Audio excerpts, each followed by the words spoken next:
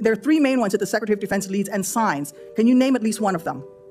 Could you repeat the question, Senator? Sure. What is the highest level of international security agreement that you have led? And can you name some that the Secretary of Defense would lead? There's three main ones. Do you know? I have not been involved in international security arrangements because I have not been in government other than serving in the military. So my job has been to the answer is no. Can you name one of the three that the Secretary of Defense talking about defense signs? arrangements. I mean, NATO might be one that you're referring to. The Strait of Hormuz is still closed, reminding everybody it was open before the war. Prices were lower for everybody until the war, and it still remains closed. And of course, tragically, people, service members, our warfighters, who we care deeply about, are still dying. So what's different? Mr. Hegseth, Secretary Hegseth. I think your characterization of this incredible effort as a failure is reckless. And I think it's irresponsible. And I think it smears the sacrifice of the troops that are out there making on behalf of the American people to ensure that Iran never gets a nuclear weapon. Shame on you and others who call this a quagmire and a failure, and then you want to turn around and say you support the warfighter. It's not a question of money. It's a question of leadership. Why don't you show some leadership and stand up to your fellow Democrats who won't fund the troops, who stand and play partisan politics while you don't give us the money? You want to stand up here and talk about the troops? You won't show any political courage to actually fund our department because you have Trump derangement syndrome and can't actually commit to anything meaningful. So I put this on you, Senator. Secretary Hegseth, you have trillions. You have over $1 trillion. You're asking for $1.5 trillion. It's not a question of money. It's a question of leadership and understanding what it takes to actually win. Political cowardice of Democrats who won't fund the troops. You and I agree on the corrosive effects of the revolving door between the Pentagon and defense contractors. It's something I would have liked to talk with you about if you'd come and been willing to visit with me. But the question I have for you on this is, will you put your money where your mouth is and agree that when you leave this job, you will to the defense industry for 10 years?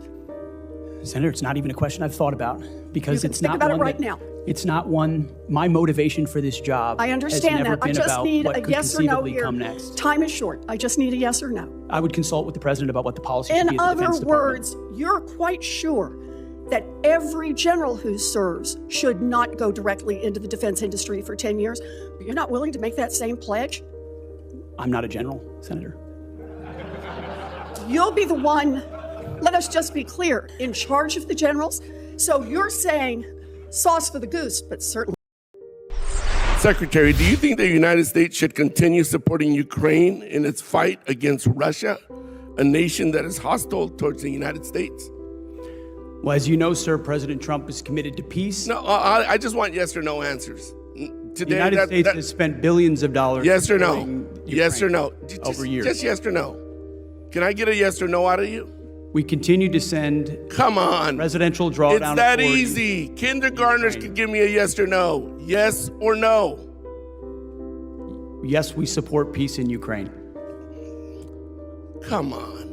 Have a defense industrial base. So describe to me a country that doesn't have an air force, a navy, or a defense industrial base, and I will describe to you a country that does not have an effective military. It can lob missiles. Mr. Secretary, you stated 4 months ago that Iran's military had been rendered, quote, combat ineffective for years to come.